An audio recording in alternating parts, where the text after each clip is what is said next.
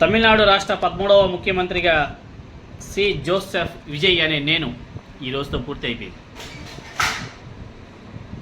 ముఖ్యమంత్రిగా ప్రమాణ స్వీకారం చేసిన తర్వాత 9 మంది ఎమ్మెల్యేలను మంత్రులు కూడా ప్రమాణ స్వీకారం చేయించారు. ఆ కార్యక్రమానికి ముఖ్య అతిథిగా రాహుల్ గాంధీ గారు అటెండ్ కావడం నిజంగానే చాలా బాగుంది. జంజడ్కి ఎగ్జాంపుల్ ఇంకా అక్కడి నుంచే స్టార్ట్ అయింది అనేసి చెప్పుకోవాలి. ప్రమాణ స్వీకారం చేసిన తర్వాత గవర్నర్ గారికి వీడ్కోలు పలికిన తర్వాత, గవర్నర్ గారిని సాగనంపిన తర్వాత విజయ్ గారు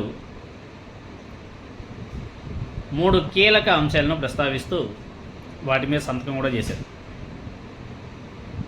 మొట్టమొదటి 200 యూనిట్ల వరకు విద్యుత్ ఫ్రీ అని చెప్పేసి ఫస్ట్ సంతకం చేశారు. తర్వాత రెండవది మహిళా భద్రత సంబంధించి సి టీమ్స్ కూడా ఏర్పాటు చేస్తాను అని చెప్పేసి దాని మీద సైన్ చేశారు. మూడవది డ్రగ్స్ నిర్మూలన, ఈ రోజు నుంచే స్టార్ట్ అవుతుంది డ్రగ్స్ నిర్మూలన అని చెప్పేసి చెప్తూ దాని మీద సైన్ కూడా చేశారు. ఈ 3 మంచివే, మంచి కార్యక్రమాలే. తర్వాత ఇంకొక మాట అన్నాడు, స్టూడెంట్స్కి, విద్యార్థులకు ఒక మామగా మీకంతా కూడా అండగా ఉంటాను అని చెప్పేసి ఏదైతే స్టేట్మెంట్ ఇచ్చాడో ఆ స్టేట్మెంట్ చూసిన తర్వాత నాకు జగన్మోహన్ రెడ్డి గారు గుర్తొచ్చారు. జగన్మోహన్ రెడ్డి గారు కూడా సేమ్ ఇలానే, మీ మామ జగన్ ఉండగా మీరెవ్వరు కూడా భయపడాల్సిన అవసరం లేదు, ఎంత చదువులు చదువుతారో చదవండి, పీజీనా, ఎంబీబీఎస్ఆ, ఇంజనీరింగా, విదేశాల్లో కూడా మీరు చదువుకోండి, మిమ్మల్ని చదివించే బాధ్యత ఒక జగన్ మామ గారు నేను తీసుకుంటున్నాను అని చెప్పేసి చాలా గొప్పగా మాట్లాడాడు.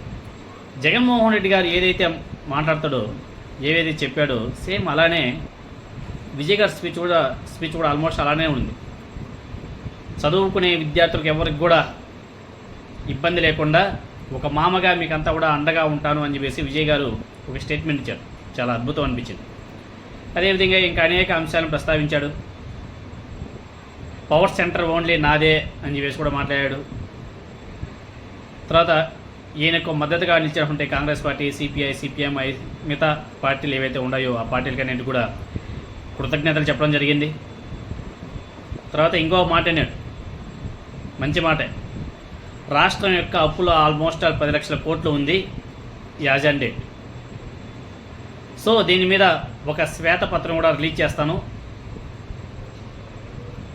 తర్వాత నా దగ్గర నుంచి ఎక్కువగా ఎక్స్పెక్ట్ చేయకండి, కానీ నేను చెప్పిందే చేస్తాను, మాట తప్పను అని చెప్పేసి కూడా చాలా గొప్పగా మాట్లాడాడు. తప్పు చేయను, ప్రజల సొమ్ముని దోచుకోనివ్వను, పారదర్శకంగా పరిపాలన కూడా కొనసాగుతుంది, ట్రాన్స్పరెంట్గా నడుస్తుంది ప్రభుత్వం అని చెప్పేసి కూడా ఆయన స్టేట్మెంట్ ఇచ్చాడు. అనేక కష్టాలు ఎదుర్కొన్నాం, నా శత్రువులైనా మిత్రువులైనా అందరినీ కూడా ఒకేలా చూస్తా అని చెప్పేసి కూడా చెప్పాడు. అది నిజంగానే గొప్ప మాట. కానీ మా నారా చంద్రబాబు నాయుడు గారు ఉన్నారు, ముఖ్యమంత్రిగా ఉన్నాడు, ఆయన అంటాడు వైసీపీ వాళ్ళకి ఏ ఒక్కరికి కూడా ఒక పని కూడా చేయకండి అని చెప్పేసి చెప్పాడు.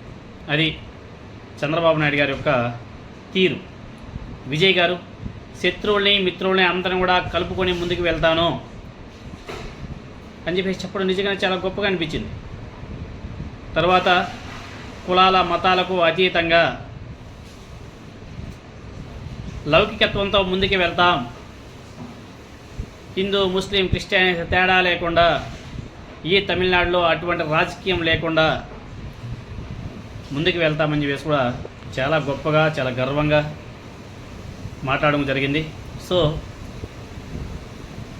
ఇక్కడ మెయిన్గా చెప్పాలంటే రాహుల్ గాంధీ గారు అక్కడికి అటెండ్ అవ్వడం ఒక విధంగా కాంగ్రెస్ పార్టీ నాయకులకి ఒక బూస్ట్ అనేసి అనుకోవాలి. కొంతమంది తిట్టేవాళ్ళు కూడా ఉంటారు, మొన్నటి వరకు డిఎంకేతో కలిసి పోటీ చేశారు, వాళ్ళు ఓడిపోయేలోపు ఇక్కడ వచ్చి వాలిపోయాడు అని చెప్పేసి కూడా మాట్లాడచ్చు. కాంగ్రెస్ పార్టీ వాళ్ళంతటా వాళ్ళు వెళ్ళి మేమే మద్దతు ఇస్తామని చెప్పేసి చెప్పలే. విజయ్ గారి రిక్వెస్ట్ మేరకు విజయ్ గారి యొక్క భావజాలం, కాంగ్రెస్ పార్టీ భావజాలం ఒకటే కాబట్టి ఆయన నచ్చింది, ఆయన కలిశాడు, తప్పేముంది. ఇప్పుడు చంద్రబాబు నాయుడు గారు, బీజేపీ, జనసేన కలవలేదా? వాళ్ళ సిద్ధాంతాలు వేరైనా సరే కలుపుకొని సిద్ధాంతాలంతా కూడా ఒకటే అని చెప్పేసి పోవట్లేదా? అనేక రాష్ట్రాల్లో ఈ కూటమిలు ఇవన్నీ కూడా కామన్ నడుస్తూ ఉంటాయి. ఇప్పుడు కాంగ్రెస్ పార్టీ అనేది నేషనల్ పార్టీ, ఆ పార్టీ ఎవరితో సరే కలవచ్చు, అది కామన్. కాబట్టి విజయ్ గారి స్పీచ్ చూసిన తర్వాత జగన్మోహన్ రెడ్డి గారు బాగా గుర్తొచ్చారు. ఈ కార్యక్రమానికి వైఎస్ అనిల్ రెడ్డి కూడా హాజరైనట్టుగా ఉన్నాడు. వైఎస్ అనిల్ రెడ్డి, త్రిష గారు స్పెషల్ అట్రాక్షన్. ఇంకా ఎక్కడ ఏ సోషల్ మీడియా చూసినా త్రిష గారి ఫోటోలే. ఎనీహౌ మొత్తానికైతే తమిళనాడుకి 70 సంవత్సరాల తర్వాత ద్రావిడన్ పార్టీలను పక్కన పెట్టి విజయ్ గారికి అంత గొప్ప మెజారిటీ ఇవ్వడం నిజంగానే చాలా గ్రేట్. ఆయన 13వ రాష్ట్ర ముఖ్యమంత్రిగా ప్రమాణ స్వీకారం చేస్తుంటే వాళ్ళ యొక్క అభిమానులు అసలు పట్టరాని ఆనందం, చాలా గొప్పగా జరిగింది. ఈ ప్రభుత్వం ఇలానే కొనసాగాల, మధ్యలో ఎటువంటి ఆటంకాలు లేకుండా ముందుకు వెళ్ళాలా అని చెప్పేసి మనందరూ కూడా ఆశిద్దాం.